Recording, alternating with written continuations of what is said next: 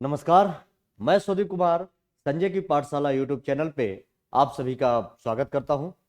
आप लोगों को पता ही है कि इस पे हम लोग यूपी पीसीएस के लिए क्रैश कोर्स चला रहे हैं, जो तकरीबन 50 दिनों का प्रोग्राम है। और इस पे मैं आप लोगों का सेक्शन कवर कर रहा हूं करेंट अफेयर्स का। इस पे मैं आप लोगों का करेंट अफेयर्स का सेक्शन कवर कर रहा हूं, जो कि दिसंबर से लेकर के मई मई 2021, दिसंबर 2020 से ले लेकर के तकरीबन 6 महीने के करंट अफेयर्स मैं आप लोगों को यहाँ पे पढ़ाऊंगा। और साथ में यहाँ पे मैं आप लोगों को यूपी स्पेशल भी कवर कराऊंगा,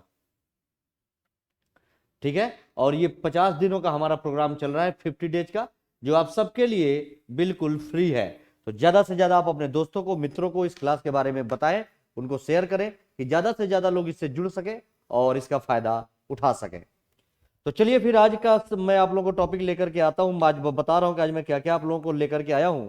एक एक पॉइंट करके देखते हुए चलते हैं। आइए, आज हम लोग अपना पहला टॉपिक पढ़ेंगे आकाश मिसाइल के बारे में। आकाश मिसाइल प्रणाली के बारे में। अब आकाश मिसाइल प्रणाली के बारे में आज हम लोग पढ़ेंगे कि आकाश मिसाइल है क्या और ये चर्चा में क्यों है। तो आकाश मिसाइल हमारे भारत की मिसाइल है, डीआरडीओ द्वारा बनाई गई मिसाइल है। ये डीआरडीओ ने इसे बनाया है, ठीक है। डिफेंस रिसर्च डेवलपमेंट ऑर्गेनाइजेशन ने इसे बनाया है। और आकाश जो है ये सतह से हवा में मार करने वाली मिसाइल है। सतह से हवा में मार करने वाली मिसाइल है ये, ठीक है। सतह से हवा पे मार करने वाली मिसाइल है। और सबसे खास बात इसके बारे में कि आकाश को 2014 में वायुसेना में शामिल किया गया। भारत में, ये भारत की ही है, ये भारत की मिसाइल है आकाश। तो 2014 में इसको वायुसेना में शामिल किया गया और फिर 2015 में भारतीय सेना में इसको शामिल किया गया, ठीक है। फिर इंडियन आर्मी में इसको 2015 में शामिल किया गया, 2014 में वायुसेना में शामिल किया गया। और आकाश जो है सबसे इंपॉर्टेंट, ये सतह से हवा में मार करने वाली एक मिसाइल है। और ये चर्चा में क्यों है, क्यों इसको ध्यान में रखना है, ये खास इस बार इसलिए है कि आकाश मिसाइल को अब निर्यात किया जाएगा बाहर के देशों में, ठीक है। निर्यात किया जाएगा इसको, यानी बाहर के देशों में अब आकाश में मिसाइल जाएगी। जैसे कि मैंने आप लोगों को कल पढ़ाया था उस हेलीकॉप्टर के बारे में, कामो 226T के बारे में। तो जैसे हमारा देश जो भी बाहर से आयात करता है, चीजों को मंगाता है, तो अब हमारे यहाँ की जो आकाश मिसाइल है इसको भी बाहर के देश मंगा रहे हैं। अब हमारे यहाँ से बाहर के देशों में निर्यात किया जाएगा, इसलिए आकाश मिसाइल चर्चा में है। आकाश मिसाइल के बारे में हम लोग एक एक पॉइंट देखेंगे। खास आपको बेसिक ये जानना है कि आकाश मिसाइल जो है डीआरडीओ के द्वारा बनाया गया है और ये सतह से हवा में मार करने वाली मिसाइल है, ठीक है। सतह से हवा में मार करने वाली मिसाइल है। 2014 में इसको वायुसेना में शामिल किया गया है और 2015 में इसे भारतीय सेना में शामिल किया गया है। तो क्या है, आइए डिटेल से एक एक पॉइंट देखते हुए चलते हैं।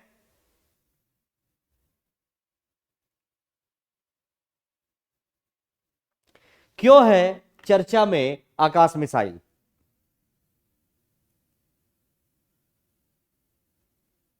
ये देखिए, चर्चा में क्यों, क्या कह रहा है, ध्यान से देखिए कि चर्चा में क्यों है। क्या कह रहा है कि हाल ही में केंद्रीय मंत्रिमंडल ने आकाश मिसाइल प्रणाली के निर्यात को मंजूरी प्रदान की है। अभी हाल ही में हुआ, मैंने कल आप लोगों को बताया था और मैं आप लोगों को पहले दिन से बता रहा हूं, ये जो कक्षाएं चल रही हैं ये दिसंबर से लेकर के मई तक की कक्षाएं होंगी। तो कल दिसंबर तक के मैंने आपको पढ़ा दिए थे। आज से जनवरी का ये शुरू हो रहा है। आज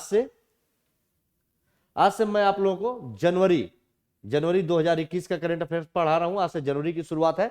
ऐसे फिर जनवरी हो जाएगा तो फरवरी, मार्च, अप्रैल, मई ये सब कवर करा देंगे, क्योंकि 13 जून को एग्जाम है। तो एग्जाम के पहले आपकी सारी चीजें कवर हो सके। तो आइए, तो जनवरी की खबर है। तो क्या कह रहा है इसमें, ध्यान से, चर्चा में क्यों है आकाश मिसाइल? आकाश मिसाइल तो बहुत पहले से बनाया जा चुका है। 2014 में ही वायुसेना में शामिल हो चुका था और 2015 में भारतीय सेना पे। आज हम लोग 2021 में क्यों चर्चा कर रहे हैं इसके, क्योंकि केंद्रीय मंत्रिमंडल ने इस मिसाइल प्रणाली के निर्यात को मंजूरी दे दी है। अब इसको बाहर के देशों में निर्यात किया जाएगा, इसलिए चर्चा में है। इंपॉर्टेंट, ध्यान से देखें। और इसके साथ ही निर्यात को बढ़ाने के लिए एक समिति भी गठित की जाएगी। ठीक है, इसके लिए एक कमेटी भी बनाई जाएगी जो आकाश मिसाइल के निर्यात को ज्यादा से ज्यादा कर सके। तो सारे पॉइंट्स पे ध्यान रखेंगे, मेन चर्चा का विषय यही है आकाश के बारे में। ठीक, आगे देखें क्या कह रहा है।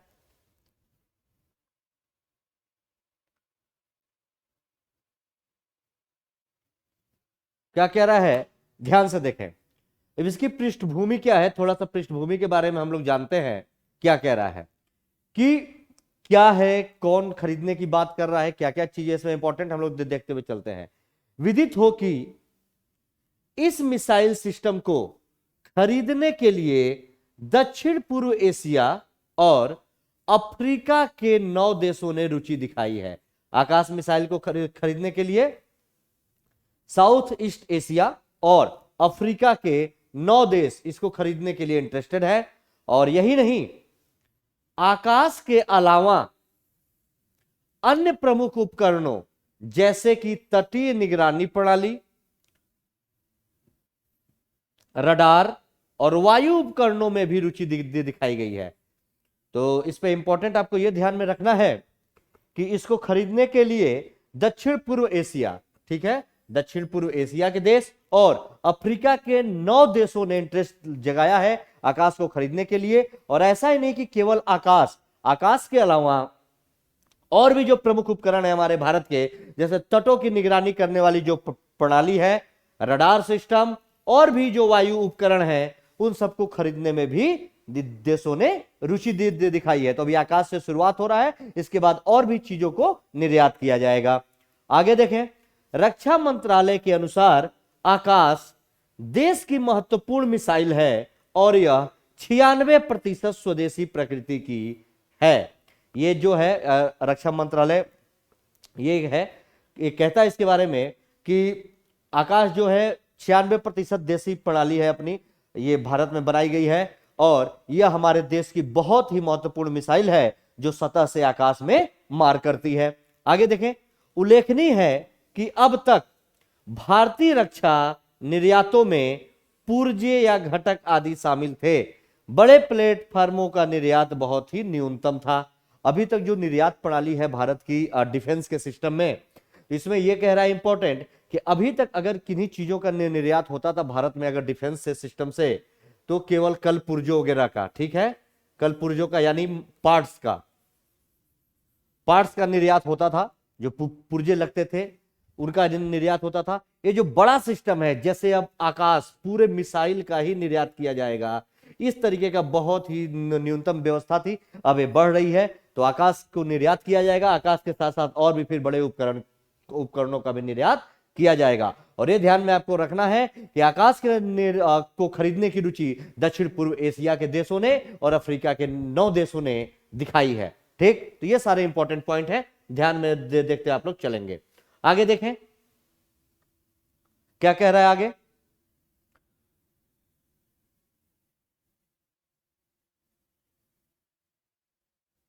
अब क्या कह रहा है, कह रहा है कि भारत सरकार ने 5 बिलियन अमेरिकी डॉलर के रक्षा निर्यात के लक्ष्य को प्राप्त करने और मित्र देशों के साथ रणनीतिक संबंधों को बेहतर बनाने के लिए उच्च मूल्य वाले रक्षा प्लेटफार्मों के निर्यात पर ध्यान केंद्रित करने का लक्ष्य रखा है। तो अब भारत सरकार ने भी ये लक्ष्य रखा है कि हम अपने यहां से निर्यात करेंगे बाहर देशों को। तो ये लक्ष्य भी रखा गया है 5 बिलियन अमेरिकी डॉलर के हमारे रक्षा उपकरण नहीं, अब रक्षा के लिए जो मिसाइलें हैं उनको अब निर्यात किया जाएगा, ये इसको प्राप्त करेंगे और जो भी हमारे मित्र देश हैं उनके साथ अपने रणनीतिक संबंधों को बेहतर बनाने के लिए। और मंत्रिमंडल की इस पहल, यानी केंद्रीय मंत्रिमंडल ने इस पहल की शुरुआत की है, तो मंत्रिमंडल की इस पहल से देश को अपने रक्षा उत्पादों को बेहतर बनाने और उन्हें विश्व स्तर पर प्रतिस्पर्धी बनाने में भी मदद मिलेगी। ये जो पहल केंद्रीय मंत्रिमंडल ने शुरू की है, अब कोई सामान बाहर के देश को जाएगा तो उसको और भी बेहतर बनाने पे लोग ध्यान देंगे कि ज्यादा बेहतर बन सके, क्योंकि बाहर जाएगा तो उसमें कोई खामी आएगी तो फिर लोग मंगाएंगे नहीं। तो वही कि रक्षा उत्पादों को और भी बेहतर बनाया जाएगा और विश्व स्तर पर उनका प्रतिस्पर्धी बनाया जाएगा और भी देशों के मिसाइल के मुकाबले। इन सारे पॉइंट्स को आप लोग ध्यान में रखेंगे, सारा पॉइंट्स इंपॉर्टेंट है। आगे देखें क्या कह रहा है।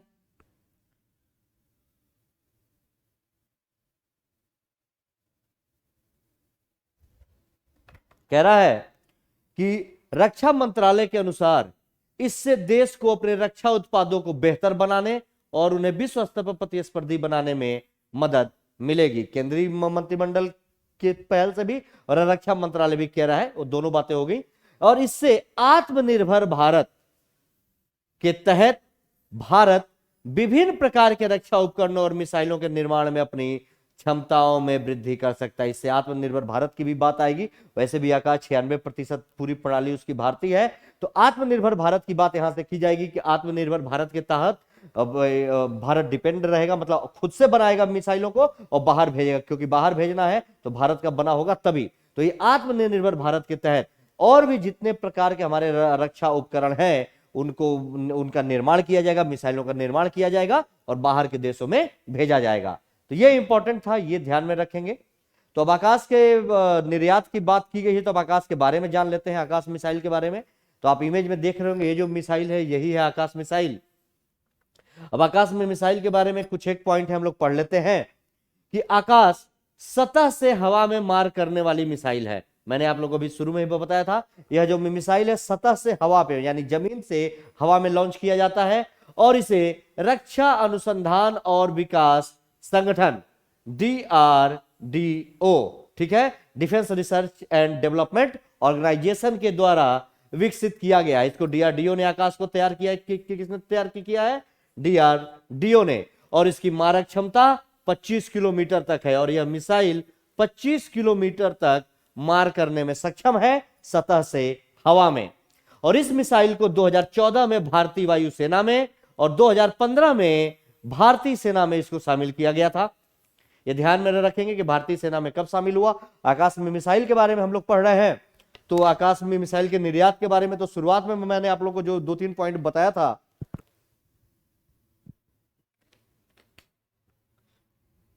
कि केंद्रीय मंत्रिमंडल अब इसको निर्यात को मंजूरी दे दी गई वहां के द्वारा। और दूसरी बात कि दक्षिण पूर्व एशिया के देश और 9 अफ्रीकी देशों ने इसमें रुचि जगाई है। तो इन सब सारे पॉइंट्स को ध्यान में रखेंगे। लेकिन इसके अलावा प्रश्न यहां से आ सकता है कि आकाश में मिसाइल के बारे में आप लोग ध्यान में रखेंगे कि आकाश सतह से हवा में मार करने वाली मिसाइल है। DRDO ने इसे बनाया है। 2014 में इसे भारतीय वायुसेना में और 2015 में भारतीय सेना में इसे शामिल किया गया है। और ज्ञात हो कि वर्ष 1990 में आकाश मिसाइल की पहली परीक्षण उड़ान आयोजित की गई थी। और इसका पहला परीक्षण उड़ान कब किया गया था? 1990 में इसका पहला परीक्षण किया गया था। सारे पॉइंट्स को आकाश के बारे में ध्यान में रखेंगे।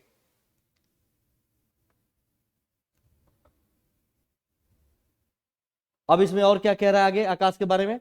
कह रहा है कि यह मिसाइल विमान को 30 किलोमीटर दूर व 18,000 मीटर ऊंचाई तक टारगेट कर सकती है। यह जो मिसाइल है, ये जो विमान है, उस विमान को 30 किलोमीटर दूर का विमान या 18,000 मीटर की ऊंचाई तक यह टारगेट कर सकती है आकाश।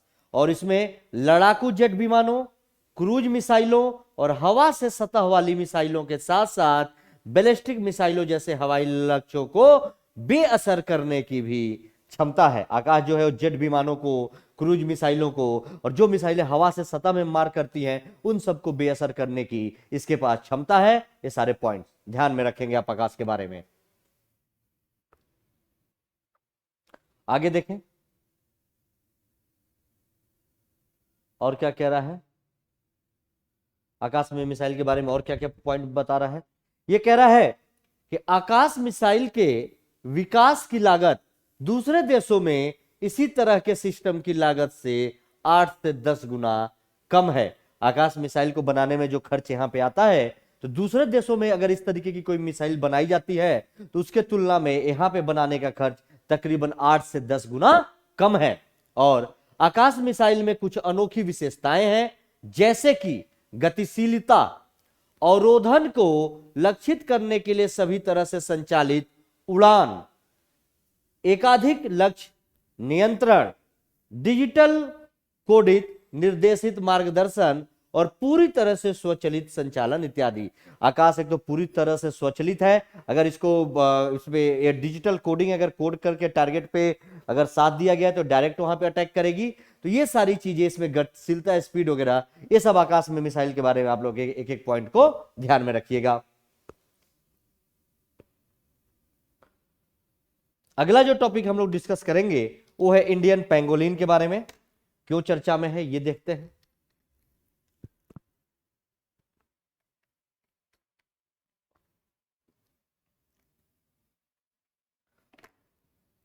इंडियन पेंगोलिन के बारे में तो सबसे पहले खास पॉइंट आप ये ध्यान में रखें कि इंडियन पेंगोलिन चर्चा में क्यों आया है कि इसके अवैध व्यापार हो रहे हैं। ठीक है, अवैध व्यापार इसका किया जा रहा है, तो अवैध व्यापार की वजह से चर्चा में आया है। अवैध व्यापार की वजह से जितने भी सोशल मीडिया प्लेटफॉर्म है उनके द्वारा सख्त निगरानी की जाएगी। ठीक है, इसलिए चर्चा में है। दूसरा आप ध्यान में रखेंगे कि इंडियन पेंगोलिन की 8 प्रजातियां पाई जाती हैं।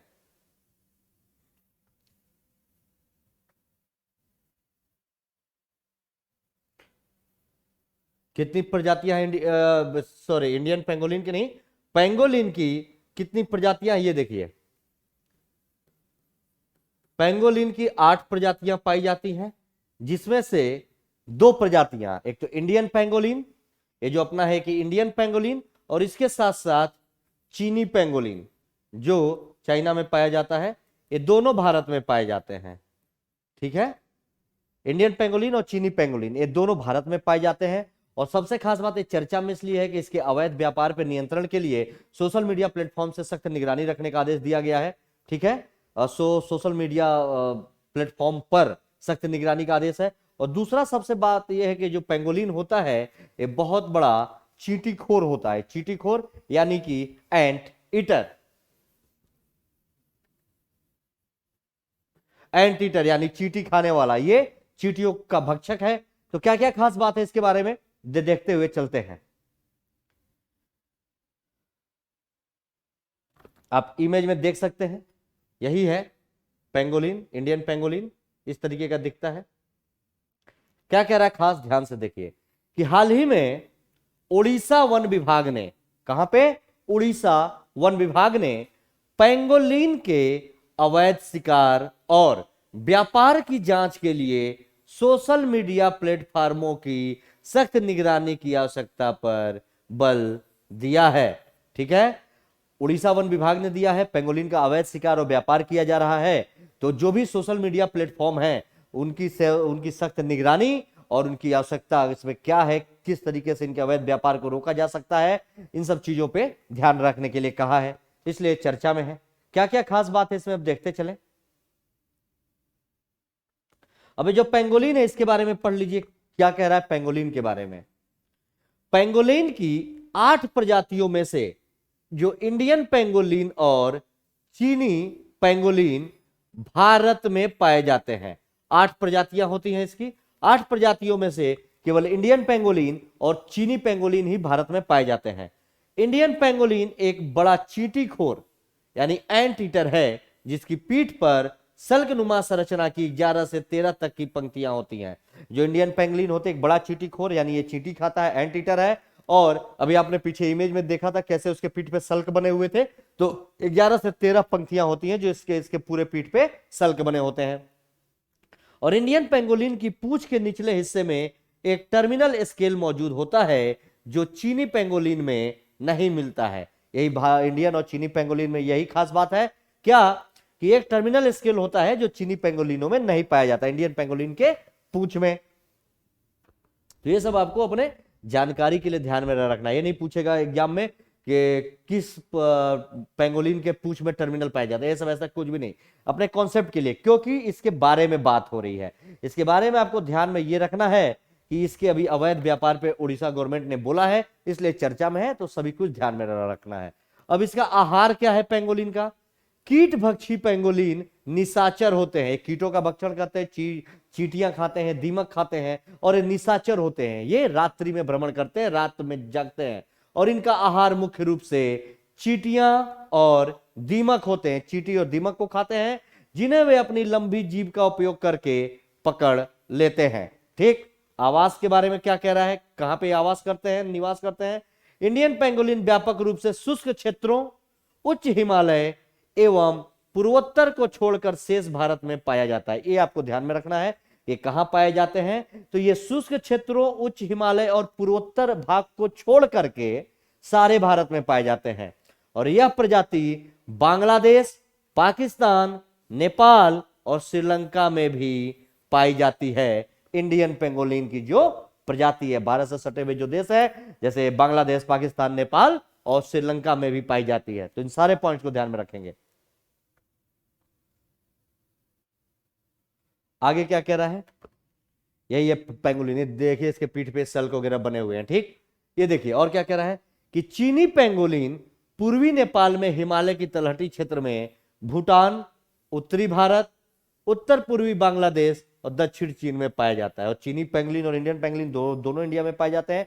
तो इंडियन पेंगुलिन के बारे में बताया गया कि कहां पाए जाते हैं, तो चीनी जो पेंगुलिन है कहां में, नेपाल में, हिमालय की तलहटी क्षेत्र में, भूटान में, उत्तरी भारत में और उत्तर पूर्वी बांग्लादेश और दक्षिणी चीन में पेंगुलिन पाया जाता है।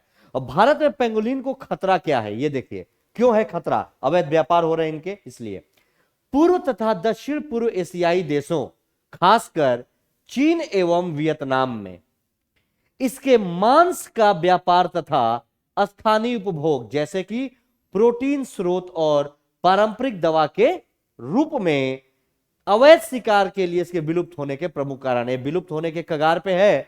और एक क्यों विलुप्त हो रहा है कि पूर्व और दक्षिण पूर्व जो एशियाई देश हैं जैसे खासकर चीन और वियतनाम जैसे देशों में इसके मांस का व्यापार किया जाता है।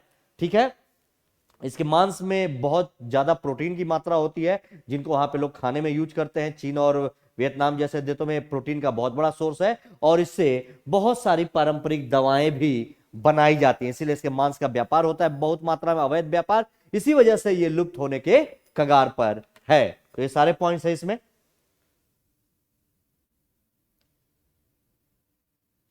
आगे क्या कह रहा है कि ऐसा माना जाता है कि ये विश्व के ऐसे स्तनपायी हैं जिनका बड़ी मात्रा में अवैध व्यापार किया जाता है। विश्व में ऐसा एक स्तनपायी है जिसका बहुत बड़ी मात्रा में अवैध व्यापार किया जाता है।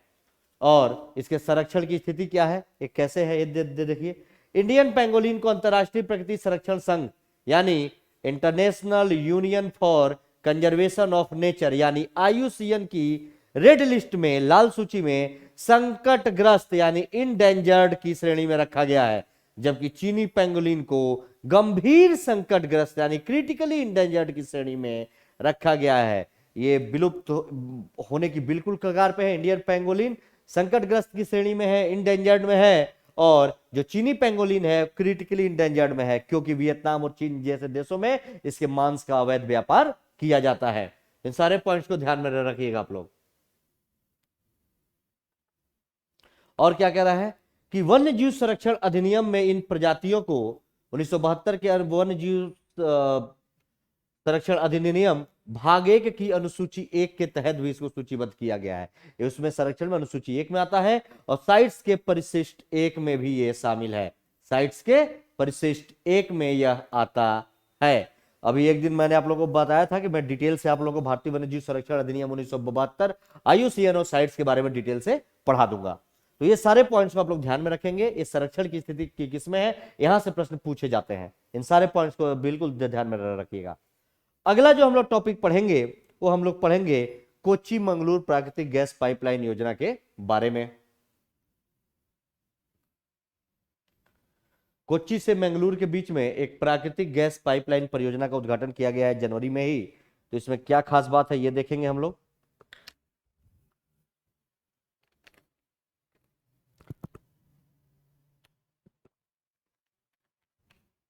क्या क्या डिटेल है हम लोग देखते हुए चलते हैं इसमें।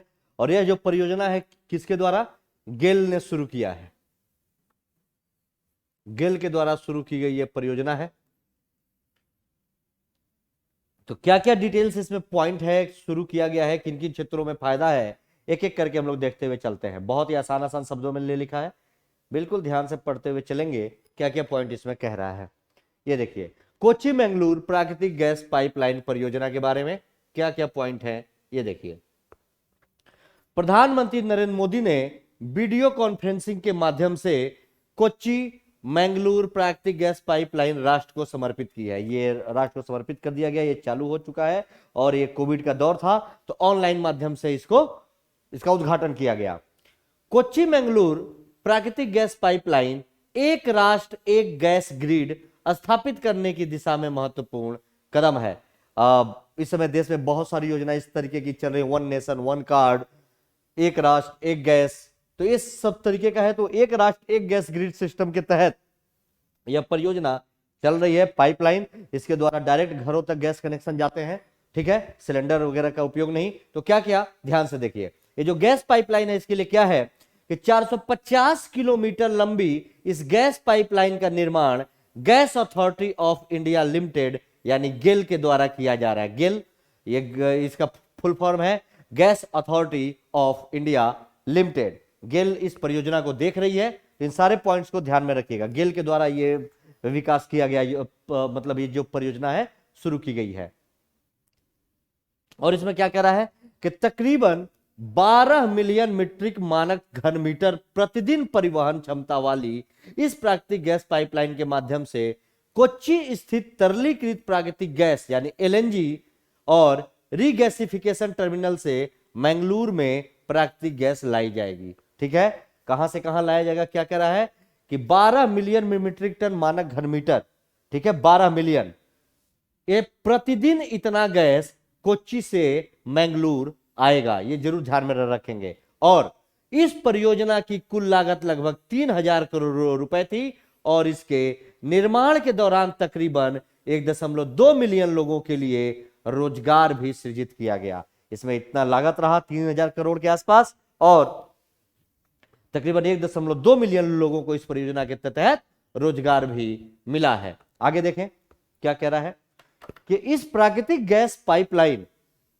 के माध्यम से घरों के लिए पाइप्ड नेचुरल गैस यानी पीएनजी और परिवहन क्षेत्र के लिए संपीड़ित प्राकृतिक गैस यानी सीएनजी, आप लोगों को पता है सीएनजी गैस से गाड़ियां चलाई जाती है परिवहन, और जो घर में गैस जाता है भोजन के लिए पाइप्ड नेचुरल गैस पीएनजी के रूप में पर्यावरण अनुकूल एवं सस्ती ईंधन आपूर्ति की जाएगी। इस पाइपलाइन योजना के द्वारा घरों में पीएनजी एंड गाड़ियों के लिए सीएनजी दोनों अवेलेबल कराया जाएगा। बिल्कुल ध्यान में रखेंगे, इंपॉर्टेंट है। और साथ ही यह वाणिज्यिक एवं औद्योगिक इकाइयों को भी प्राकृतिक गैस आपूर्ति करेगा और जितने भी इंडस्ट्री है उनको भी यह प्राकृतिक गैस इसकी पाइपलाइन परियोजना के तहत प्रोवाइड किया जाएगा। और इस तरह स्वच्छ ईंधन के उपयोग से वायु प्रदूषण को कम कर वायु गुणवत्ता लाने में सहायता मिलेगी। प्राकृतिक गैस है, स्वच्छ ईंधन है, स्वच्छ गैस मिलेगा, स्वच्छ ईंधन मिलेगा तो वायु प्रदूषण भी कम होगा। अगला जो हम लोग टॉपिक पढ़ रहे हैं वो है तमिल अकादमी। तमिल अकादमी के बारे में हम लोग देखेंगे क्या क्या चीजें हैं, क्यों चर्चा में है तमिल अकादमी, क्या कह रहा है, एक पॉइंट हम लोग देखते हैं।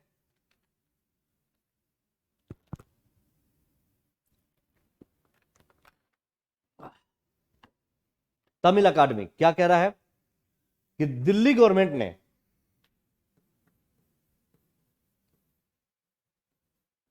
दिल्ली सरकार ने तमिल अकादमी की स्थापना किया है। दिल्ली सरकार ने तमिल अकादमी की स्थापना की है। तमिल संस्कृति एवं सभ्यता को संरक्षित करने के लिए दिल्ली सरकार ने इसकी स्थापना की है। तो क्या क्या पॉइंट है, एक एक पॉइंट हम लोग इसमें देखते हुए चलते हैं।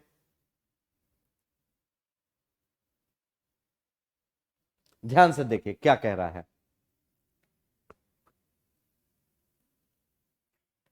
कि तमिल भाषा और संस्कृति को बढ़ावा देने के लिए दिल्ली सरकार द्वारा तमिल अकादमी की स्थापना की गई है।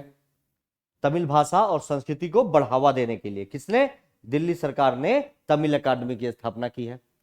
दिल्ली सरकार के पूर्व पार्षद और दिल्ली तमिल संगम के सदस्य एन राजा को तमिल अकादमी का उपाध्यक्ष भी चुना गया है। ठीक है, दिल्ली सरकार के पूर्व पार्षद थे ये और दिल्ली तमिल संगम के सदस्य भी थे जिनका नाम है एन राजा, इन्हीं को तमिल अकादमी का उपाध्यक्ष चुना गया। यह जो अकादमी है तमिल अकादमी, ये क्या है, क्या करेगी, तमिल भाषा और संस्कृति में लोगों के कार्यों को बढ़ावा देने और उन्हें सम्मानित करने के लिए विभिन्न पुरस्कारों की शुरुआत करेगी। यह अकादमी जो है तमिल भाषा और संस्कृति के लिए बहुत सारे कार्यक्रम आयोजित कराएगी और लोगों को सम्मानित करेगी। जो लोग तमिल संस्कृति और भाषा को आगे बढ़ाने के लिए कार्य करेंगे उनको इन्हीं के द्वारा, इसी अकादमी के द्वारा सम्मानित किया जाएगा। और यह अकादमी तमिल भाषा सीखने के लिए एक भाषा पाठ्यक्रम भी शुरू किया जाएगा और साथ ही इस अकादमी के द्वारा तमिल अकादमी जो है तमिल भाषा को सीखने के लिए एक भाषा कार्यक्रम भी आयोजित करेगी। इसमें सवाल आपको ध्यान में क्या रखना है, क्या पूछा जा सकता है कि ये किस गवर्नमेंट ने तमिल भाषा अकादमी की वगैरह की बात है, तो ज्यादातर लोग सोचेंगे कि ये तमिल का है तो तमिल में हुआ होगा, लेकिन ऐसा नहीं, ये दिल्ली सरकार ने शुरू किया है, तो ये ध्यान में रखेंगे, यहां से क्वेश्चन आने की संभावना है। दूसरा है इसका उपाध्यक्ष किसको बनाया गया है, एन रजा को बनाया गया है, जो दिल्ली सरकार के पूर्व पार्षद रह चुके हैं। इन सारे चीजों को ध्यान में रखा जाएगा और यह अकादमी तमिल भाषा और संस्कृति को जो लोग आगे बढ़ाने में योगदान देंगे उनको इस अकादमी के द्वारा पुरस्कृत भी किया जाएगा। और यह अकादमी एक तमिल भाषा को सीखने के लिए एक भाषा कार्यक्रम भी आयोजित करेगी। आगे देखिए और इसमें क्या कह रहा है कि अकादमी द्वारा तमिलनाडु के सांस्कृतिक उत्सवों का भी आयोजन किया जाएगा। भाषा को बढ़ावा देने के लिए तो एक भाषा कार्यक्रम शुरू करेगी ये अकादमी, लेकिन ये तमिलनाडु के जो भी सांस्कृतिक उत्सव है उनका भी आयोजन एक कराएगी उसकी संस्कृति को आगे बढ़ाने के लिए। और एक ज्ञात हो कि दिल्ली सांस्कृतिक रूप से एक समृद्ध शहर है जहां देश के सभी हिस्सों के लोग रहते हैं और काम करते हैं। बिल्कुल सही बात है, दिल्ली में देश के लगभग सभी हिस्सों के लोग रहते हैं, ठीक है। तो ये सांस्कृतिक रूप से एक समृद्ध शहर है और दिल्ली में तमिलनाडु के लोगों की भी एक बड़ी आबादी है और इस अकादमी का उद्देश्य दिल्ली के आम लोगों को तमिलनाडु की कला और संस्कृति से अवगत कराना है, ठीक है। ये जो अकादमी है इसका खास उद्देश्य क्या है कि जो दिल्ली में और भी आम लोग हैं तमिलियन के अलावा, उन लोगों को तमिल भाषा और संस्कृति के बारे में बताना, उनको जागरूक करना, उनको उनके बारे में ज्ञान देना है। तो ये जरूर ध्यान में रखेंगे, अवगत कराना, बताना है। क्लियर। अगला जो हमारा टॉपिक है इंपॉर्टेंट वो है यक्षगान। हमारा अगला टॉपिक है यक्षगान। यक्षगान के बारे में आप लोग जानते होंगे क्यों चर्चा में है यक्षगान, अभी चर्चा में क्यों है हम लोग पढ़ेंगे। लिखा है यक्षगान, इसका मतलब ये कोई गाना नहीं है, ये यक्षगान लोक नृत्य है। क्या है? लोक नृत्य है यक्षगान। ये चर्चा में ये है, इसके एक प्रमुख कलाकार थे जिनका नाम था, प्रमुख कलाकार यक्षगान के थे साधु कोठारी। साधु कोठारी इसके प्रमुख कलाकार थे। तो साधु कोठारी की मृत्यु हो गई, इसलिए चर्चा में है। और मृत्यु का खास बात क्या है कि मंच पर प्रदर्शन के दौरान ही इनकी मृत्यु हो गई थी, ठीक है। मंच पर प्रदर्शन के दौरान ही इनकी मृत्यु हो गई थी, इसलिए ये चर्चा में है यक्षगान। ये बहुत ही उम्दा कलाकार थे साधु कोठारी जो करते थे। और इसमें क्या होता था कि ये यक्षगान है लेकिन ये एक तरीके का लोक नृत्य होता था। इसमें वेशभूषा धरा जाता था, आगे दिखाऊंगा मैं आप लोगों को। और जितने भी वेद पुराण या पुराने नाटक काव्य होते थे उनका मंचन किया जाता था गायन के साथ, इसीलिए चर्चा में है। एक एक पॉइंट देखते हैं क्या क्या खास बातें हैं, क्यों आया इंपॉर्टेंट चर्चा में। ये देखिए, आप इमेज में देख सकते हैं, यही है साधु कोठारी, यही है साधु कोठारी, ये उनका ओरिजिनल इमेज है। और ये जब मेकअप करके तैयार होते थे तो ये है, ठीक है। तो इनकी मृत्यु हो गई है स्टेज पे शो के दौरान ही, मंच पर परफॉर्मेंस के दौरान इनकी मृत्यु हो गई, इसलिए चर्चा में है। तो क्या क्या खास बात है यक्षगान के बारे में, एक एक चीज पॉइंट से इंपॉर्टेंट देखते हुए हम लोग चलते हैं। यक्षगान, हाल ही में साधु कोठारी नामक यक्षगान कलाकार का मंच पर प्रदर्शन करने के दौरान ही निधन हो गया। ये जनवरी की बात है और मैंने आप लोगों से बताया कि अब मैं दिसंबर से मई तक के करंट कवर कराऊंगा। तो ये जनवरी का हम लोग आज डिस्कस करें, दिसंबर तक का मैंने करा दिया, आज से जनवरी का शुरू हो रहा है। तो साधु कोठारी की मृत्यु हो गई ये लेकिन यक्षगान चर्चा में क्यों है कि ये कलाकार मंच पे प्रदर्शन के दौरान ही इनकी मृत्यु हो गई, इसलिए चर्चा में यक्षगान के बारे में जानना। ये सॉरी, ये यक्षगान कहाँ का लोक नृत्य है, क्या क्या चीजें हैं, एक एक पॉइंट ध्यान से पढ़ते हुए चलिए क्या क्या खास बात है, क्योंकि इसमें इसके साथ साथ बहुत सारे प्रश्न कहां से आने की संभावनाएं हैं ये देखते हैं। तो साधु कोठारी, ये पहला लाइन जरूर याद रखेंगे, यहां से भी क्वेश्चन बन सकता है। आगे देखिए क्या कह रहा है। अब यक्षगान के भी विषय में देखिए कि यक्षगान एक्चुअली में होता क्या है ये यक्षगान। ये देखिए, यक्षगान कर्नाटक के तटीय क्षेत्रों में किया जाने वाला एक प्रसिद्ध लोक नृत्य है और कर्नाटक में यह परंपरा लगभग 800 वर्ष पुरानी मानी जाती है। ठीक है, तो दूसरा सवाल यहां से बनने की उम्मीद है कि यक्षगान कहां का लोक नृत्य है। तो यक्षगान कहां का है, कर्नाटका का लोक नृत्य है और तकरीबन 800 वर्ष पुरानी यह वहां की संस्कृति मानी जाती है। ठीक है, इसको ध्यान में रखेंगे। यक्षगान का शाब्दिक अर्थ होता है यक्ष के गीत।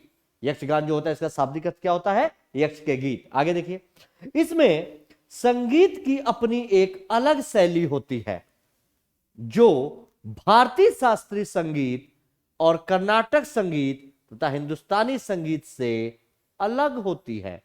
ठीक है, आप लोग कल्चर में भारतीय संगीत के बारे में पढ़े होंगे, तो इसमें जो संगीत की अपनी शैली है ना, वो एक अलग टाइप की होती है।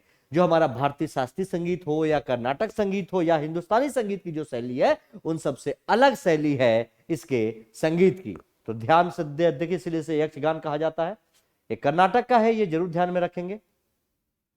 आगे देखिए और इसमें क्या क्या बातें कह रहा है। इसकी जो विषय वस्तु है वो किस पे आधारित होती है। इसकी विषय वस्तु मिथकीय कथाओं तथा पुराणों, विशेष तौर पर रामायण एवं महाभारत पर आधारित होती है। ये जो स्टेज पे लोग परफॉर्मेंस करते हैं, वेशभूषा बदल के जो नृत्य करते हैं और साथ में जो गाते हैं, तो क्या होता है, कुछ मिथ की कथाएं, पौराणिक कथाएं जो है मिथ की, उस पे पुराणों के में जो लिखे हुए चीज है, उनके पात्र, विशेष तौर पे रामायण महाभारत आदि के जो पात्र है ना, उनका मंचन करना गायन के द्वारा, नृत्य करना, ये है इस पे आधारित है।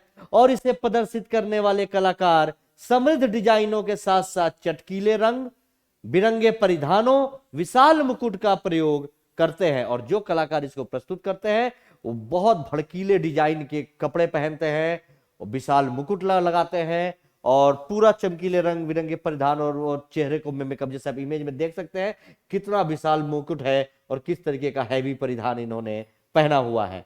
ठीक, तो सारे पॉइंट्स को ध्यान में रखेंगे। यह जो है इसमें क्या क्या, यह संगीत, नृत्य, भाषण और वेशभूषा का एक समृद्ध कलात्मक मिश्रण है।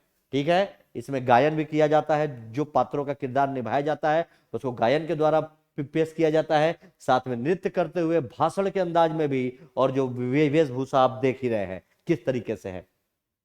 और इस कला में संगीत, नाटक के साथ साथ नैतिक शिक्षा और जन मनोरंजन जैसी विशेषताओं को भी महत्व दिया जाता है। इस नाटक कला में संगीत और नाटक के साथ साथ भी जो कलाकार हैं वो नैतिक शिक्षा की बातों पर भी जोर देते हैं। जब स्टेज पे वो शो करते हैं तो उसके बातों पर भी जोर दिया जाता है, उसका भी मंचन किया जाता है।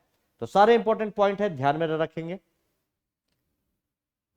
और यक्षगान की भी कुछ और समानांतर शैलियां हैं, जैसे यक्षगान की कई समानांतर शैलियां हैं, उसी के समय की और भी कुछ शैलियां हैं जिनकी प्रस्तुति कहां पे होती थी, आंध्र प्रदेश, केरल, तमिलनाडु और महाराष्ट्र में की जाती थी। और यक्षगान कहाँ का है, आप लोगों को मैंने बताया, यक्षगान कर्नाटक की शैली है। और उसी समय में और भी जगह पे इसी के समानांतर शैलियां थी जो आंध्र प्रदेश, केरला, तमिलनाडु, महाराष्ट्र में की जाती थी, इसी टाइप से मिलती जुलती शैलियां। और आमतौर पर इसकी कथाएं कन्नड़ में सुनाई जाती हैं। यक्षगान की आमतौर पर कथाएं कन्नड़ भाषा में ही सुनाई जाती हैं। और इसके अलावा मलयालम और तुलु, जो कि दक्षिण कर्नाटक की एक बोली है, में भी इसका वर्णन किया जाता है, क्योंकि ये कर्नाटक की का ये मतलब लोक नृत्य है यक्षगान। तो इसमें क्या है, मतलब ये मंचन है, नाटक किया जाता है, नृत्य संगीत सब कुछ होता है। तो ये क्या है कि आमतौर पर तो ये कन्नड़ में ही सुनाई जाती है, लेकिन ये पूरे कर्नाटक है तो दक्षिणी कर्नाटक जो हिस्सा है वहां पे मलयालम और तुलु भाषा में भी इसका मंचन किया जाता है। तो ये जरूर खास बात ध्यान में रखेंगे। अब यहां पे इंपॉर्टेंट ये है, क्या कह रहा है, यहां पे कुछ पॉइंट ध्यान में रखिएगा। अब जैसे दक्षिणी कर्नाटक में तुलु भाषा, तो तुलु भाषा के बारे में थोड़ा सा जान लेते हैं। तुलु क्या है? तुलु एक द्रविड़ भाषा है, ठीक है, द्रविड़ शैली की भाषा है, जिसे बोलने व समझने वाले लोग मुख्यतः कर्नाटक के 2 तटीय जिलों केरल और कासरागोड जिले में रहते हैं। ये एक द्रविड़ शैली की भाषा है, और इसको जो बोलने वाले लोग हैं कर्नाटक के 2 प्रमुख जिलों, मतलब 2 तटीय जिलों, ठीक है, केरला और कासरागोड, इन जिलों में रहते हैं। और केरल के कासरगोड जिले को सप्तभाषा संगम भूमि के नाम से भी जाना जाता है, और तुलु इन 7 भाषाओं में से एक भाषा है। केरल का जो कासरगोड जिला है वहां पे 7 भाषाएं बोली जाती है, इसलिए उसको सप्तभाषा संगम कहा जाता है, और तुलु जो है उन्हीं 7 भाषाओं में से एक भाषा है। आपको अपने एक कॉन्सेप्ट के लिए ध्यान में रखना है कि कहीं से भी अगर क्वेश्चन किसी भी लाइन से उठा के पूछे तो आप आसानी से उसको सॉल्व कर सकें। आगे आइए, और क्या कह रहा है, और जो तुलु भाषा है इसका उल्लेख कब मिला है? इसको उपलब्ध कराने का सबसे पुराना अभिलेख जो है वो 14वीं-15वीं शताब्दी ईस्वी के बीच की अवधि का है। उस समय इसके साक्ष्य मिले थे तुलु भाषा के।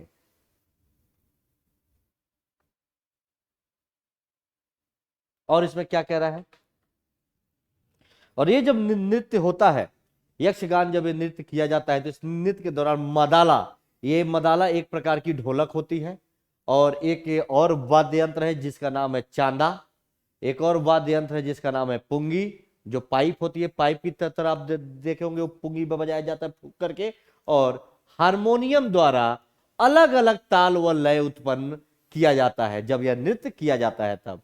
और इसके सबसे लोकप्रिय प्रसंग महाभारत, और महाभारत में क्या क्या, द्रौपदी स्वयंवर, सुभद्रा विग्रह आदि। जब द्रौपदी का स्वयंवर होता है और जब सुभद्रा विग्रह, ये नाटक का नाम है, यही प्रसिद्ध है यहाँ पे महाभारत से, और रामायण से वहां पे राम का राज्याभिषेक और लव कुश कांड वगैरह, ये सब ज्यादा प्रमुख तौर से किए जाते हैं। सबसे लोकप्रिय प्रसंग है यक्षगान का। ये सारे पॉइंट्स को ध्यान में रखेंगे, इंपॉर्टेंट। अब हमने पढ़ा लोक मंच के बारे में, लोक नृत्य के बारे में, जो कर्नाटक का था, जो नाटक मंचन किया जाता है नृत्य गायन के साथ साथ।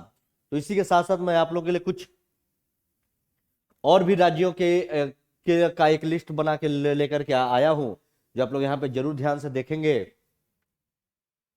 जैसे कि यहाँ पे रंगमंच दिया गया है कि कौन कौन से रंगमंच होते हैं, यानी स्टेज परफॉर्मेंस, उन्हीं को रंगमंच कहा जाता है, किस राज्य के हैं और उनकी थीम क्या होती है।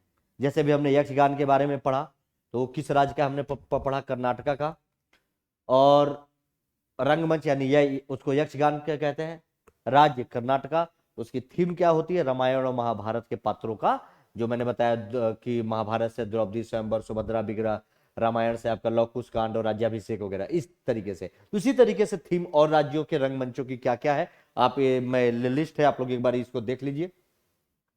क्या कह रहा है ध्यान से, नौटंकी, नौटंकी कहां होती है, नौटंकी किस राज्य का है, उत्तर प्रदेश का। ये रंगमंच प्रोग्राम है उत्तर प्रदेश का। इसका थीम क्या है, इसकी विषय वस्तु प्रायः क्या होती है, प्रेम प्रसंग युक्त फारसी साहित्य पर आधारित होती है। तो मुद्दे पे ध्यान में ये रखना है, प्रेम प्रसंग युक्त होती है इसकी थीम। जो नौटंकी होती है उत्तर प्रदेश राज्य की है। अगला है तमाशा, तमाशा किस राज्य में होता है, महाराष्ट्र में। और इसका थीम क्या है, इसका विकास गोधल, जागरण और कीर्तन जैसे लोक कला के रूपों में हुआ है, ठीक है, जो कीर्तन वगैरह किया जाता है। तीसरा है भवई, भवई किस राज्य का है, भवई है गुजरात का, और इसके अंतर्गत सामाजिक अन्याय को व्यंग के साथ प्रस्तुत किया जाता है स्टेज पर। भवई जो है गुजरात राज्य का रंगमंच प्रोग्राम है, और इस पे जो भी सामाजिक अन्याय है, कुरीतियां हैं, उनको व्यंग के साथ प्रस्तुत किया जाता है। यात्रा, यात्रा कहां पे होता है, पश्चिम बंगाल, उड़ीसा और पूर्वी बिहार, ये 3 जगहों का ये रंगमंच प्रोग्राम है। इसकी थीम है कि इसकी उत्पत्ति भक्ति आंदोलन के परिणाम स्वरूप बंगाल में हुई थी। इसकी उत्पत्ति भक्ति आंदोलन जब चल रहा था उस समय उसके परिणाम स्वरूप बंगाल में हुई। और प्रारंभ में चैतन्य, जो गौड़ी वैष्णववाद के आध्यात्मिक संस्थापक थे चैतन्य, उनके प्रभाव के कारण इसे कृष्ण यात्रा के रूप में जाना जाता है। ठीक है, तो ये सारे पॉइंट्स को ध्यान में रखेंगे। यहां से एक प्रश्न जरूर ही बनता है उत्तर प्रदेश में। अगला है कुटियाट्टम, ये कहां का है? ये केरल का है। और यह जो है यह संस्कृत नाट्य परंपरा, यहां पे संस्कृत में नाटक होता है, पर आधारित केरल का सबसे प्राचीन लोक नाट्य है। ये केरल का सबसे पुराना नाटक है और लगभग 2000 साल पुरानी परंपरा होने के कारण यूनेस्को द्वारा वर्ष 2001 में इसे मानवता की मौखिक एवं अमूर्त विरासत की श्रेष्ठ कृतियों की सूची में शामिल किया गया। यूनेस्को की विश्व विरासत सूची में कुटियाट्टम 2001 में शामिल भी हो चुका है। यह भी इंपॉर्टेंट है, ध्यान में रखेंगे। अगला है मुडियट्टू। मुडियट्टू भी केरल का ही रंगमंच प्रोग्राम है, नाटक है। क्या है कि यह केरल का पारंपरिक अनुष्ठानिक लोक नाट्य है और इसका विषय देवी काली और राक्षस दारिका के मध्य युद्ध पर आधारित होता है और यह अनुष्ठान भगवती या भद्रकाली पंथ का एक हिस्सा है। यह ध्यान में रखेंगे। अगला है भाओना। भाओना कहां का है? असम का है। और इसके बारे में क्या खास है कि यह श्रीमंत शंकर देव, जो एक असमिया संत विद्वान थे, असम के संत विद्वान थे, ये की रचना पर आधारित है। और ये नाटक ब्रजावली, जो असमिया और मैथिली मिश्रित एक अद्वितीय भाषा है, जिसमें असम और मैथिली भाषा मिश्रित है, जिसको ब्रजावली कहते हैं, में लिखे गए हैं। ठीक है, और मुख्य रूप से हिंदू देवता कृष्ण पर केंद्रित है ये नाटक। अगला है माच या माचा। ये कहां का है? मध्य प्रदेश का ये नाटक है, रंगमंच है और यह मध्य प्रदेश का संगीतमय लोक नाटक है। ठीक है, मध्य प्रदेश का लोक नाट्य है और संगीतमय है और इसमें पौराणिक कथाओं, वीरतापूर्ण ऐतिहासिक प्रसंगों एवं प्रेमाख्यानों संबंधित विषयों का मंचन किया जाता है। इसमें जो पुराने कथाएं हैं, जो वीरता पूर्वक कथाएं हैं या प्रेम प्रसंगों का इस नाटक में मंचन किया जाता है। अगला है भांड पाथेर। भांड पाथेर कहां का नाटक है? कश्मीर का रंगमंच प्रोग्राम है, यह नाटक है। क्या है इसमें खास? यह कश्मीर का प्रमुख लोक नृत्य है जो कृषक समुदाय से गहराई से जुड़ा है। वहां के जम्मू कश्मीर के कश्मीर के जो कृषक समुदाय है उनसे जुड़ा हुआ ये है, जिसका नाम है भांड पाथेर कश्मीर का। तो इन सारे रंगमंचों के बारे में आप लोग ध्यान में रखिएगा, तो ये सारा इंपॉर्टेंट है। ठीक है,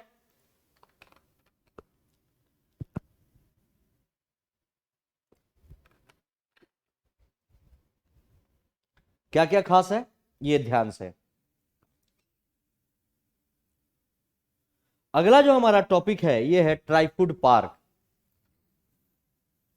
क्या है? ट्राइफूड पार्क। मैंने आप लोगों को बताया था एक दिन क्या कल ही शायद मैंने आप लोगों को पढ़ाया था एक योजना के बारे में, जिसमें ट्राइफेड था, जनजाति मामलों का जो मंत्रालय है उसके अंतर्गत ट्राइफेड एक संगठन है। ट्राइफेड जो जनजातियों के विकास के लिए काम करता है, जनजातियों के विकास के लिए काम करता है।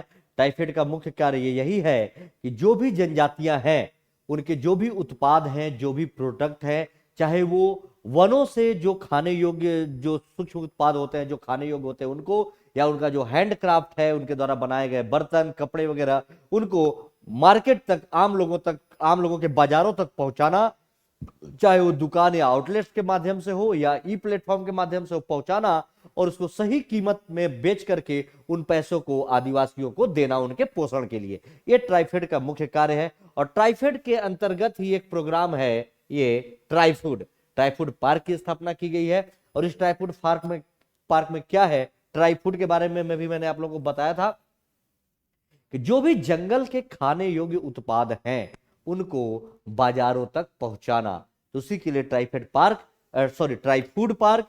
क्या क्या खास बातें, एक एक पॉइंट हम लोग देखते हुए चलते हैं। क्या कह रहा है ध्यान से देखिए। ट्राइफूड आप ये देख रहे होंगे, tribal cooperative marketing development federation of India, ये तो ट्राइफेड हो गया। और ये ट्राइफूड है, ये ट्राइफेड के तहत ये चलाया गया कार्य है। तो क्या क्या खास है ध्यान से देखिए, क्या कह रहा है ये देखें। आदिवासियों यानी जो वनवासी या कारीगर होते हैं, जो जंगलों में रहने वाली जनजातियां होती हैं, उनको आदिवासी कहा जाता है। आदिवासियों की आजीविका में सुधार लाने तथा जनजाति सशक्तिकरण को बढ़ावा देने हेतु जनजाति कार्य मंत्रालय के तहत ट्राइफेड और अखिल भारतीय वनवासी कल्याण आश्रम ने मध्य प्रदेश के 5 जिलों में ट्राइफूड पार्क यानी जो जनजाति खाद्य पदार्थ है जो वनों में पाए जाते हैं की स्थापना के लिए एक समझौता ज्ञापन यानी MOU मेमोरेंडम ऑफ अंडरस्टैंडिंग पर हस्ताक्षर किए हैं। ठीक है, क्या कह रहा है इसमें कि आदिवासियों की आजीविका में सुधार लाने और जनजातियों के सशक्तिकरण को बढ़ावा देने के लिए कहां पे, मध्य प्रदेश के 5 जिलों में, ठीक है, और जनजाति कार्य मंत्रालय के तहत क्या किया गया है, जो भी ट्राई फूड है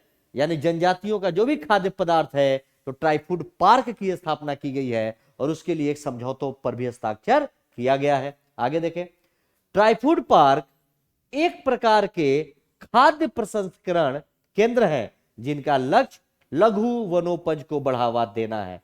ये पार्क है, नाम है ट्राई फूड पार्क, लेकिन यहाँ पे जो भी जनजातियों द्वारा जो जंगलों में फूड पाए जाते हैं, सूक्ष्म उत्पाद पाए जाते हैं खाने वाले, उनको बढ़ावा देने के लिए बनाया गया है जनजातियों के। आगे देखें क्या क्या खास बात है इसमें।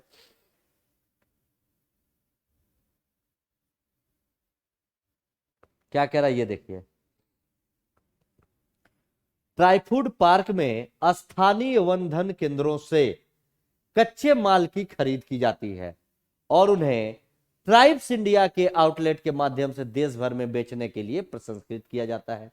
अब क्या है, ये जो ट्राइफूड पार्क होगा, यहाँ पे क्या होगा, जो भी वन धन केंद्र है वहां के लोकल, वहां से क्या किया जाएगा, कच्चे माल जो जंगल के उपज हैं जो खाने योग्य, उनको कच्चे माल वहां से मंगाया जाएगा और उसको फिर जो ट्राइब्स इंडिया है, ये ट्राइब्स इंडिया ट्राइफेड, ठीक है, tribal cooperation marketing development federation, इसके अंतर्गत इसी का एक ब्रांड है। मैंने आप लोगों को बताया था कि ट्राइब्स का एक ब्रांड है जो वो उसके उत्पादों को बेचती है, जिसका नाम है ट्राइब्स इंडिया के नाम से।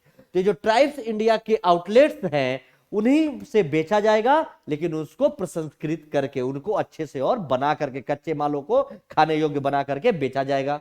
अब आगे देखिए, तो वर्ष 1987 में गठित भारतीय जनजाति सहकारी विपणन विकास संघ यानी TRIFED, tribal cooperation marketing development federation of India limited ने जनजाति कार्य मंत्रालय के प्रशासनिक नियंत्रण के तहत राष्ट्रीय स्तर का एक शीर्ष संगठन है। ठीक है, यानी ट्राइफेड का गठन 1987 में हुआ है और जनजाति कार्य मंत्रालय के अंतर्गत ये कार्य करता है और राष्ट्रीय स्तर का ये एक संगठन है और इसका मुख्यालय नई दिल्ली में है। एक दिन की और क्लास में जब बातें हुई थी तो मैंने इसके बारे में आप लोगों को बताया था।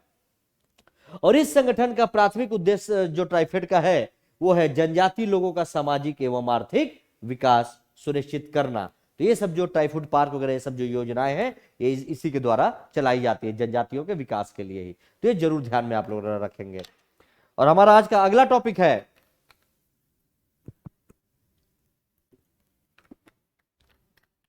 अगला और आज का अंतिम टॉपिक, काला जादू अधिनियम, ब्लैक मैजिक एक्ट 2013। काला जादू अधिनियम 2013, ब्लैक मैजिक एक्ट 2013। इसके बारे में सबसे खास बात यह है कि मुंबई हाई कोर्ट, ठीक है, मुंबई में एक जगह है औरंगाबाद एक बिहार में भी है और एक मुंबई में भी है। तो यहीं के हाई कोर्ट ने, बंबई का एक पीठ है और औरंगाबाद में मुंबई का, तो यहीं के हाई कोर्ट ने एक फैसला दिया है कि आप लोगों को याद होगा कि रात में अक्सर आप लोग देखते होंगे कि रात में 11-12 बजे के बाद टीवी पर एडवर्टाइजमेंट आते हैं। लोग भक्ति के नाम पे, काले जादू के नाम पे, ये भगवान का लॉकेट ले लो, ये शक्ति यंत्र ले लो, या इस तरह की या और भी कुछ इस टाइप के उसका प्रचार प्रसार करते हैं या टीवी के माध्यम से ऐड करते हैं। तो इन सब पर रोक लगा दी गई है। तो इसके बारे में क्या क्या डिटेल है काला जादू अधिनियम एक्ट बना 2013 में, तो ब्लैक मैजिक एक्ट 2013 के माध्यम से सारी बातें की गई। तो क्या क्या चीजें की गई तो इन सबको अवैध घोषित कर दिया गया है इनके द्वारा। इन सारे पॉइंट्स में हम लोग ध्यान देंगे, देखते हैं क्या क्या चीजें इसमें इंपॉर्टेंट है, एक एक करके हम लोग देखते हुए चलते हैं। देखिए क्या कह रहा है।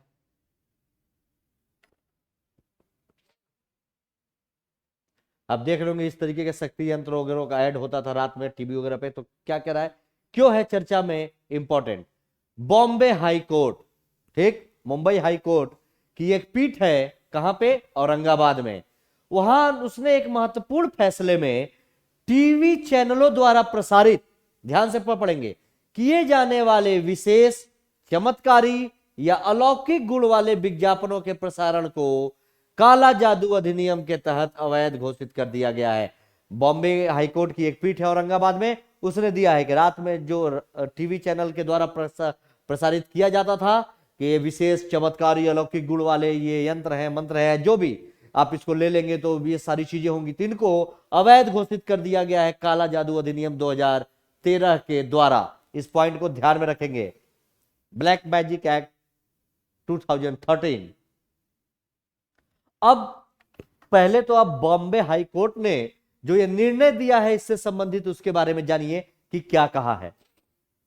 तो क्या कहा है कोर्ट ने, अदालत ने कहा कि इस तरह के विज्ञापन प्रसारित करने वाले टीवी चैनल महाराष्ट्र मानव बलि और अन्य अमानवीय बुराई और अघोरी प्रथाओं और काला जादू रोकथाम और उन्मूलन अधिनियम 2013 के दंड के भागी हैं। ये जो काला जादू अधिनियम है इसका फुल फॉर्म क्या है, ये महाराष्ट्र सरकार द्वारा किया गया वहां का है कि महाराष्ट्र मानव बलि और अन्य मानवीय बुराई और अघोरी प्रथाओं और काला जादू रोकथाम उन्मूलन अधिनियम 2013, इसको शॉर्टकट में कहा जाता है काला जादू अधिनियम 2013, ये ध्यान में रखेंगे। उसके तहत जो भी टीवी चैनल इस तरीके के प्रोग्राम दिखाएंगे वो दंड के भागी होंगे। आगे देखें, और अदालत ने राज्य सरकार और 2013 के इस कानून के तहत नियुक्त सतर्कता अधिकारियों को ऐसे व्यक्तियों के खिलाफ अपराधों को दर्ज करने का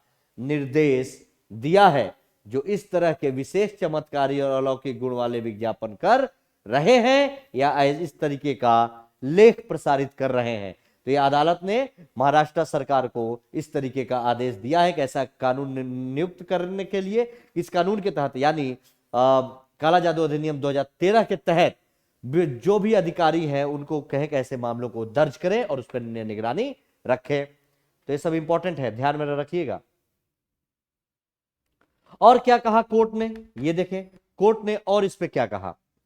इसके अलावा उच्च न्यायालय ने राज्य सरकार और केंद्र को, दोनों को, स्टेट गवर्नमेंट और सेंट्रल गवर्नमेंट को, दोनों को निर्देश दिया कि वे मुंबई में एक विशेष प्रकोष्ठ बनाएं ताकि यह देखा जा सके कि ऐसे विज्ञापनों को महाराष्ट्र में होने वाले कार्यक्रमों के नाम पर टीवी चैनलों पर प्रसारित न किया जाए। हाईकोर्ट ने सेंट्रल गवर्नमेंट और स्टेट गवर्नमेंट दोनों को कहा कि एक इस तरीके का एक प्रकोष्ठ बनाया जाए जो यह निगरानी रखे कि ऐसे जो विज्ञापन है महाराष्ट्र में होने वाले किसी भी कार्यक्रम में, महाराष्ट्र के लिए पूरा बैन कर दिया गया है कि उस पर बिल्कुल भी प्रसारित ना किया जाए। अगर कोई ऐसा करता हुआ मिलता है तो दंड का भागी होगा। आगे देखें, और न्यायालय ने यह भी कहा कि राज्य सरकार को केबल टेलीविजन नेटवर्क विनियमन अधिनियम 1995 के तहत स्थापित प्राधिकरण के साथ समन्वय स्थापित करके टीवी चैनलों पर इस तरह के विज्ञापनों के प्रसारण को तत्काल प्रभाव से बंद कराया जाना चाहिए। ये सारे पॉइंट्स अदालत ने अपने फैसले में कहा। और क्या कहा ये देखें, और क्या कहा यहां पे, और ये कहा कि साथ ही न्यायालय ने कहा कि यदि ऐसा प्राधिकरण नहीं है तो केंद्र सरकार 1 माह के अंदर ऐसे प्राधिकरण की स्थापना भी करे। अगर इस तरीके का कोई प्राधिकरण केंद्र सरकार के पास अगर नहीं है रोक लगाने का तो उस तरीके का ऐसा प्राधिकरण बनाए। अभी जो काला जादू अधिनियम 2013 है, ब्लैक मैजिक एक्ट 2013, इसके बारे में कुछ पॉइंट आप देखें क्या कह रहा है। देखिए इसका पूरा नाम देखिए पहले क्या है, महाराष्ट्र मानव बलि और अन्य अमानवीय बुराई और अघोरी प्रथाओं और काला जादू रोकथाम और उन्मूलन अधिनियम 2013। क्या कह रहा है, Maharashtra prevention and eradication of human sacrifice and other inhuman evil and aghori practices and black magic act 2013। इसी इतने बड़े नाम को बोलना भी संभव नहीं है, याद करना। तो इसी को लोकप्रिय रूप में काला जादू अधिनियम के नाम से जाना जाता है। ब्लैक मैजिक एक्ट 2013 के नाम से इसको जाना जाता है। 2013 में एक्ट आया, अधिनियम बना था। क्या कह रहा है आगे ये देखिए ध्यान से, क्या कह रहा है एक पॉइंट कि इस अधिनियम की धारा 3 में न केवल काले जादू, बुरी प्रथाओं आदि को प्रतिबंधित किया गया है, बल्कि इस तरह की प्रथाओं और जादू के प्रचार और प्रसार को भी प्रतिबंधित किया गया है। ये जो अधिनियम 2013 है, इसके धारा 3 में यह कहा गया है कि इस तरीके का जो काला जादू या बुरी प्रथाएं हैं, इनको प्रतिबंधित ही नहीं, इसको प्रचार प्रसार पर भी रोक लगाया गया है। और इस प्रकार टीवी चैनल जो ऐसे विज्ञापनों का प्रसारण कर रहे हैं, काला जादू अधिनियम की धारा 3 के तहत उत्तरदायी होंगे, जो इसके बावजूद भी इसका प्रचार प्रसार कर रहे हैं। और महाराष्ट्र के अलावा कर्नाटक ने अभी काला जादू को प्रतिबंधित करने के लिए 2017 में अमानवीय बुराई प्रथाएं और काला जादू रोकथाम उन्मूलन अधिनियम 2017 पारित किया है। ठीक है, तो ये महाराष्ट्र के अलावा कर्नाटक ने भी इस तरीके का करने का 2017 में अपना एक अधिनियम अपने राज्य में बनाया है। तो इन सारे पॉइंट्स को आप लोग ध्यान में रखेंगे। और ये आज का टॉपिक था जो यहीं पे समाप्त होता है। और आप लोगों से अनुरोध है कि इस चैनल को ज्यादा से ज्यादा लाइक, शेयर और सब्सक्राइब जरूर करें कि ज्यादा से ज्यादा लोगों तक ये चीजें पहुंच सके और लोग इसका फायदा उठा सके। क्योंकि मैंने आप लोगों को बताया था कि आप लोगों के लिए जो एक क्रैश कोर्स है बिल्कुल फ्री है और एक 50 दिनों का प्रोग्राम है जो आप लोगों का 13 जून को एग्जाम होने वाला है यूपीपीसीएस 2021 के लिए। इसको ज्यादा से ज्यादा लोगों को शेयर करिए कि ज्यादा से ज्यादा लोग इससे जुड़ सके और इसका फायदा उठा सके। ठीक है, तो चलिए फिर अगले क्लास में मुलाकात होगी। तब तक के लिए धन्यवाद, नमस्कार।